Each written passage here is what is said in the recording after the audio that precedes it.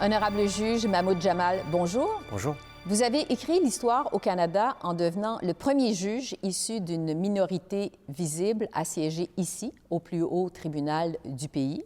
Au moment où on enregistre cette entrevue, ça fait près d'1 an et demi que vous êtes juge ici. Monsieur le juge Jamal, vous avez apporté de précieuses contributions à notre cour pendant des décennies. Et maintenant, après votre brillante carrière de plaideur et plus récemment de juge à la Cour d'appel, je suis heureux de vous souhaiter un chaleureux retour à la Cour suprême, mais cette fois comme membre à part entière. Comment qualifiez-vous votre première année et demie en tant que juge à la Cour suprême du Canada? C'était intéressant, le travail est très intéressant, c'est difficile, c'est stimulant, nos collègues sont exceptionnels, le travail est très intéressant, la qualité des questions, des enjeux devant la Cour sont toujours stimulants, alors c'était intéressant. J'étais juge avant, comme vous savez, à la Cour d'appel de l'Ontario et dans un sens, c'était une continuation de ce travail, mais maintenant, nous tranchons les causes pour tout le pays. La Cour suprême est un édifice magnifique. Cette salle d'audience est vraiment très solennelle, très belle. Est-ce qu'il y a un sentiment précis qui vous traverse l'esprit quand vous entrez travailler ici le matin? Oui, c'est toujours incroyable d'entrer dans les portes de la Cour. On sent toujours que l'histoire de la Cour vous frappe toujours. C'est une Cour qui est beaucoup plus importante que n'importe quel juge individuel et l'histoire, la tradition et l'importance de la Cour pour la démocratie canadienne est toujours frappant. C'est avec beaucoup d'humilité que je crois que tous les juges entrent dans les portes de la Cour chaque matin. Donc, un sentiment d'humilité en venant travailler à la Cour suprême? Oui. Votre histoire personnelle est singulière et très inspirante. Vous êtes né au Kenya de parents d'origine indienne. Vous avez déménagé à 2 reprises, une première fois du Kenya vers l'Angleterre alors que vous aviez 2 ans, une deuxième fois de l'Angleterre vers le Canada alors que vous aviez 14 ans. Racontez-nous l'histoire de votre famille et ce qui vous a amené au Canada. Oui, comme vous avez dit, notre famille est d'origine indienne. Ma famille a émigré en Afrique à la fin du 19e siècle, au début du 20e siècle, à cause de la construction des chemins de fer en Afrique. Alors, pour des raisons économiques, pour l'opportunité économique. Et puis, 3 générations sont nées en Afrique. Et moi, j'étais la 3e génération. C'était la même raison que nous avons immigré en Angleterre pour des raisons économiques. Mes parents étaient jeunes, ils étaient à près de 20 ans et ils avaient à cette période 2 enfants. Et ils pensaient que c'était plus d'opportunités pour leurs enfants d'avoir une éducation pour eux en Angleterre. Et c'est la même raison encore comme nous sommes immigrés au Canada parce que nous avons eu de la famille à Edmonton à cette époque et c'était aussi pour des raisons économiques. Alors, nous sommes venus ici et nous avons resté. Ouais. Vos parents faisaient quoi dans la vie? Ils étaient des comptables. Quelles sont les valeurs qui étaient dominantes chez vous? Mes parents ont encouragé tous leurs enfants, nous 4, de l'importance de l'éducation, que c'était très important pour le développement personnel, mais aussi pour des carrières. Alors, l'éducation avait une grande importance à la maison et de recevoir des meilleures notes, de prendre des efforts dans l'école et dans les études, c'était toujours important. C'est les mêmes valeurs de tous les Canadiens, de beaucoup de Canadiens, mais c'était certainement quelque chose qui était très, très important chez nous. Donc, vos parents ont insisté pour que les enfants étudient, aillent à l'école, s'instruisent? Oui, c'était très important. Bon, parlant d'études... C'était toujours important de recevoir la meilleure note. Et vos parents surveillaient vos notes, suivaient vos résultats de près? Bien sûr, oui. Vous avez fait des études à l'université McGill en droit, donc à Montréal. Oui. Par la suite, vous avez intégré un grand cabinet d'avocats, une grande firme nationale. Parlez-nous de votre parcours professionnel. Après mes études en droit à l'Université McGill, j'ai reçu une maîtrise en droit aux États-Unis, à l'Université Yale, et puis j'ai eu l'opportunité de travailler auprès du juge Gontier, ici à la Cour suprême, comme stagiaire, comme auxiliaire juridique pour lui. Et puis, quand j'étais admise au barreau, j'ai décidé de commencer ma carrière à Toronto. J'ai resté dans le même cabinet pendant plus de 23 ans. J'étais chanceux parce que après quelques ans de pratique, mon cabinet a ouvert un bureau à Montréal. Alors, c'était une opportunité de travailler en droit civil au Québec et devant les tribunaux québécois et de travailler avec des avocats et avocates québécois. Alors, c'était une opportunité d'avoir une pratique nationale, mais basée à Toronto. Cette entrevue se déroule en français. Visiblement, votre français est impeccable. Vous êtes bilingue. Comment avez-vous appris le français à Montréal ou avant ça? J'ai commencé mes études en français en Angleterre, mais j'ai vraiment approfondi ma connaissance de la langue à Edmonton. J'étais chanceux d'avoir eu un professeur exceptionnel à Edmonton, à mon école secondaire à Edmonton. Mais j'ai continué à Montréal après mes études à l'Université de Toronto. À Montréal, c'était à l'école de droit de l'Université McGill. C'était un milieu bilingue, bijuridique. Et j'ai travaillé avec un cabinet québécois pendant 2 étés. J'ai amélioré mon français dans ce travail. J'ai aussi eu l'opportunité de travailler auprès d'un juge à la Cour d'appel du Québec, M. le juge Rothman. Alors, évidemment, presque tous les dossiers étaient en français. Ouais. Et j'ai continué comme avocat de travailler sur des dossiers quelquefois en français et devant les tribunaux québécois en première instance et en appel et souvent devant la Cour suprême aussi. Et je continue toujours avec l'apprentissage du français. Je suis très fier d'avoir travaillé dans chacune des 10 provinces du Canada. La levée des barrières interprovinciales m'a permis d'apprendre des juges ainsi que des avocates et d'avocats de toutes les régions du Canada. J'en ai tiré 2 conclusions. D'une part, j'ai acquis une plus grande sensibilité à la spécificité de chaque région. D'autre part, j'ai pris conscience des nombreux points qui nous unissent.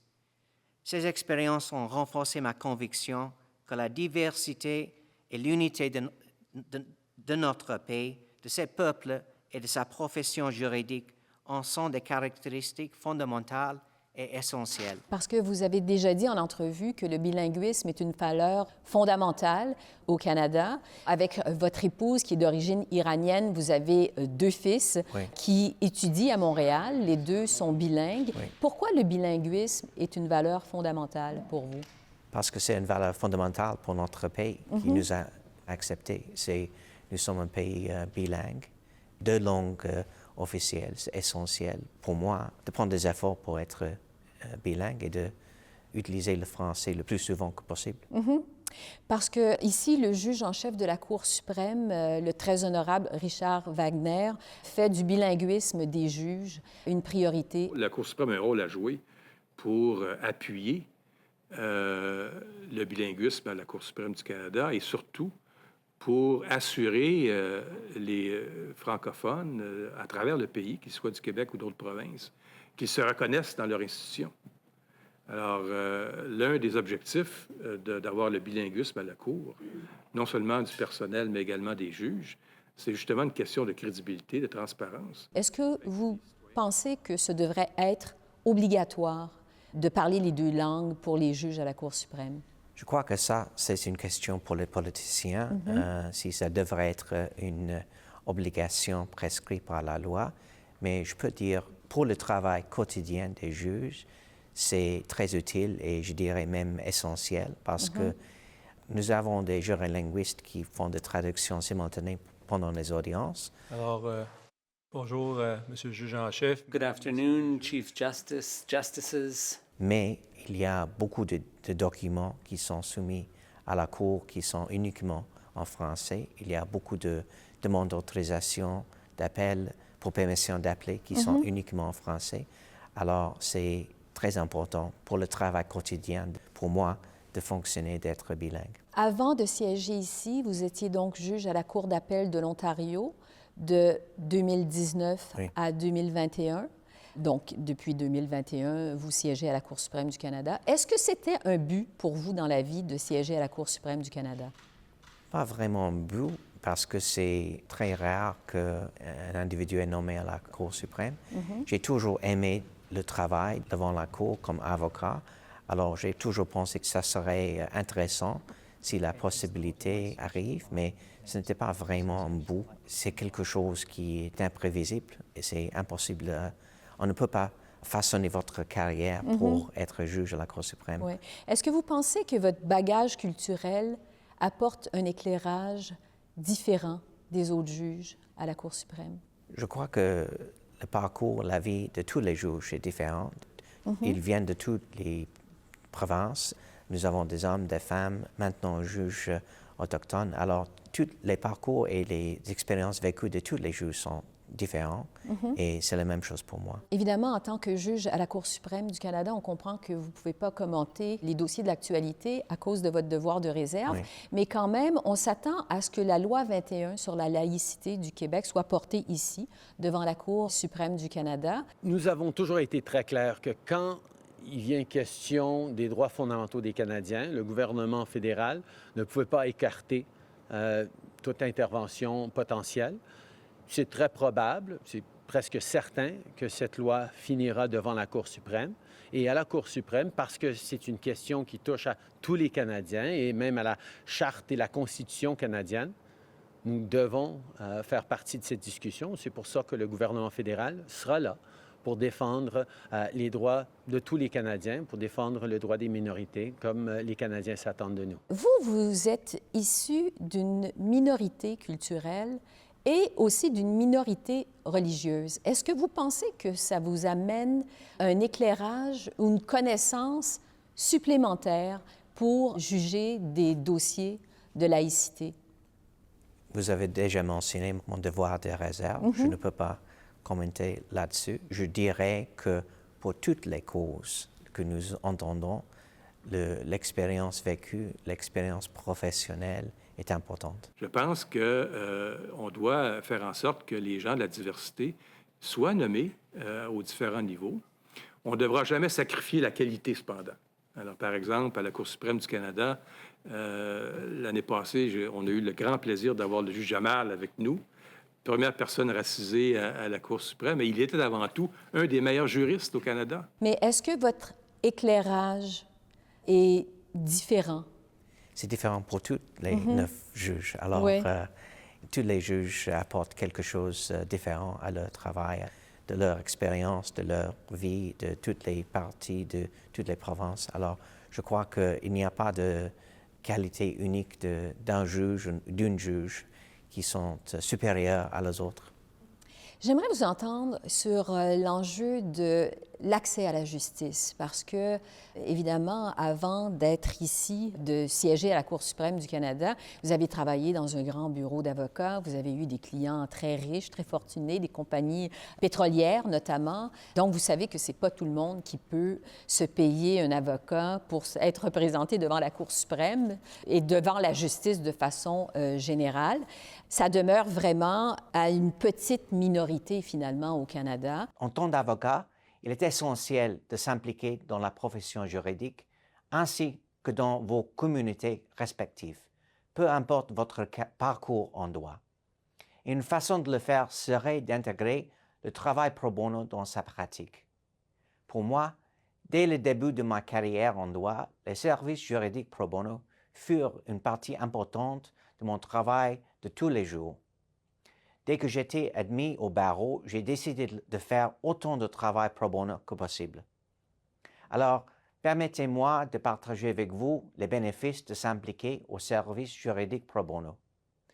Tout d'abord, vous aurez l'occasion de changer la vie des justiciables en les aidant à naviguer à travers le système juridique. Comment pensez-vous qu'on peut améliorer l'accessibilité à la justice au Canada?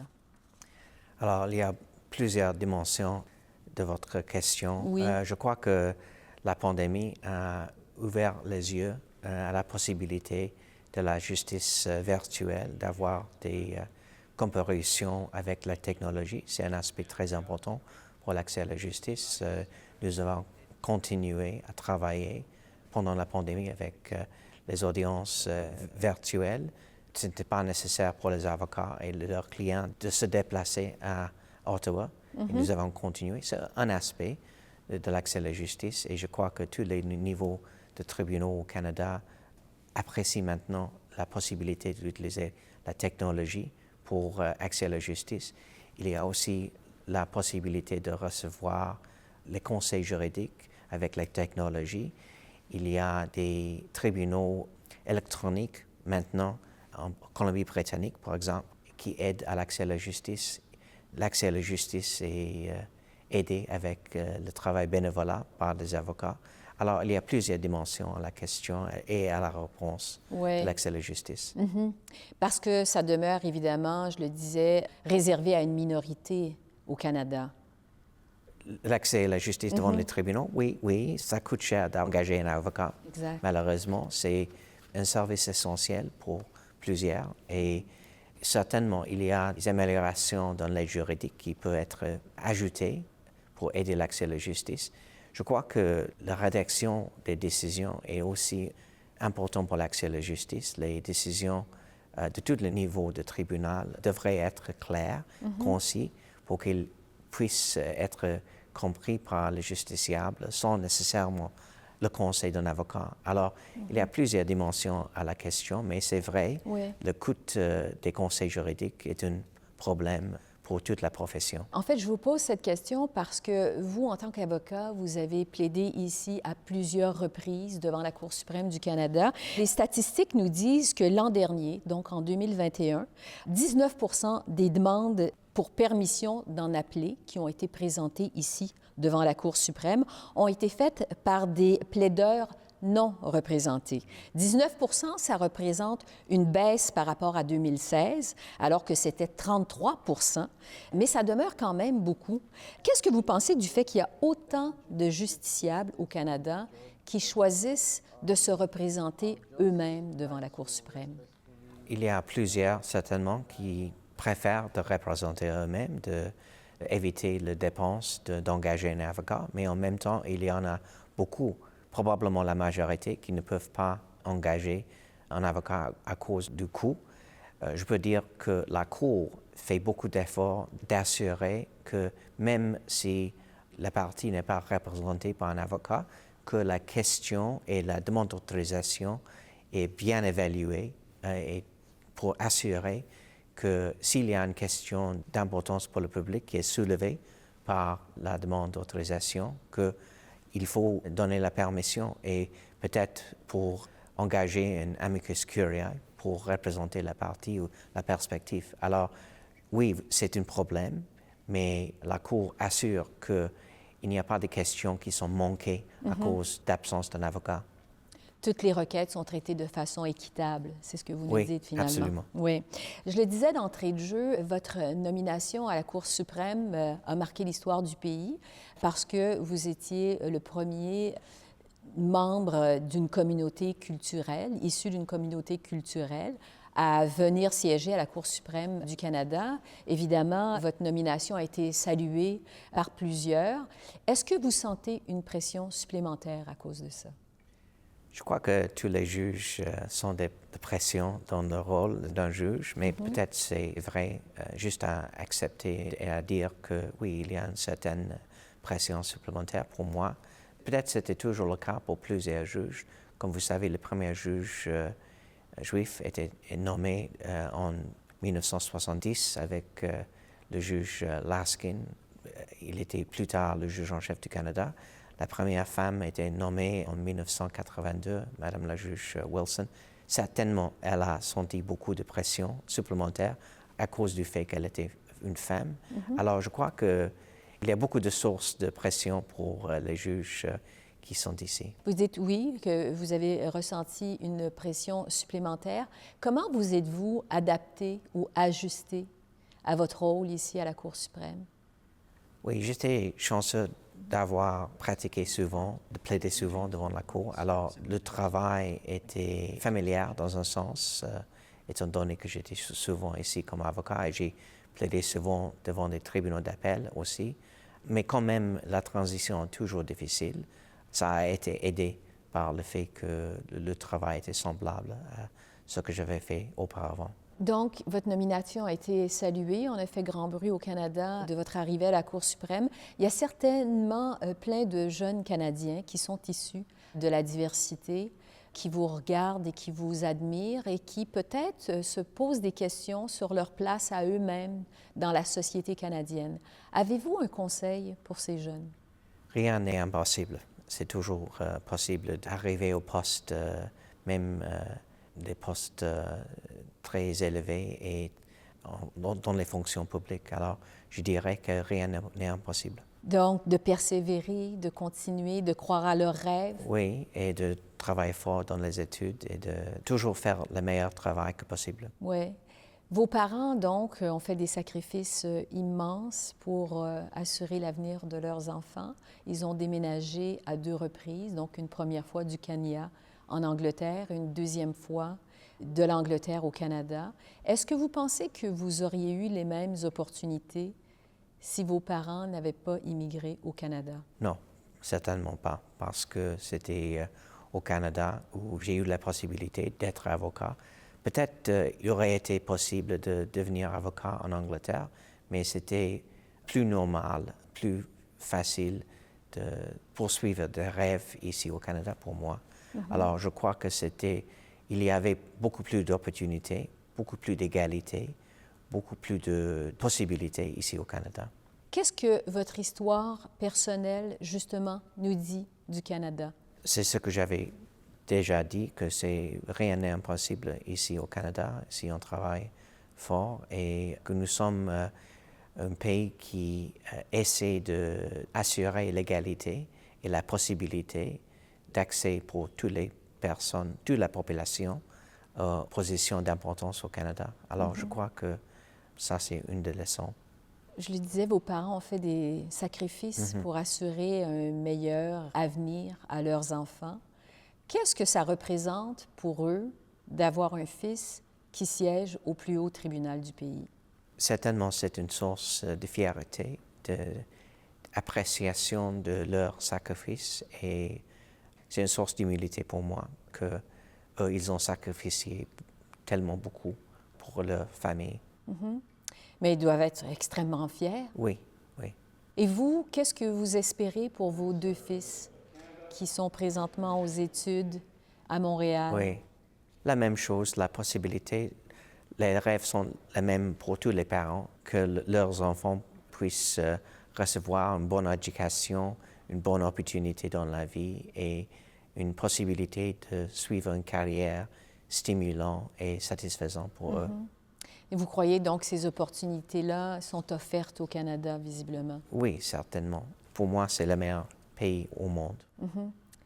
Le meilleur pays au monde? Oui, le meilleur pays au monde, oui. Un des meilleurs pays au monde. Donc, vous avez aujourd'hui 55 ans. La possibilité d'être juge à la Cour suprême, on le sait, c'est jusqu'à 75 ans. Il vous reste encore 20 ans. Qu'est-ce que vous espérez laisser comme héritage à la Cour suprême du Canada? Je crois que tous les juges veulent être les bons juges et être perçus comme des bons juges. C'est la chose la plus importante pour moi, que je décide chaque cause avec diligence, avec respect pour les justiciables, avec respect pour les précédents, pour nos valeurs. Pour moi, le rôle est de faire le meilleur travail dans chaque appel, chaque cause. Alors, je ne pense pas beaucoup à toute la carrière. J'essaie de faire la meilleure chose dans chaque dossier. Qu'est-ce que vous espérez qu'on dise de vous? Que j'étais un bon juge. Honorable juge Mahmoud Jammar, merci beaucoup. Merci. Merci beaucoup.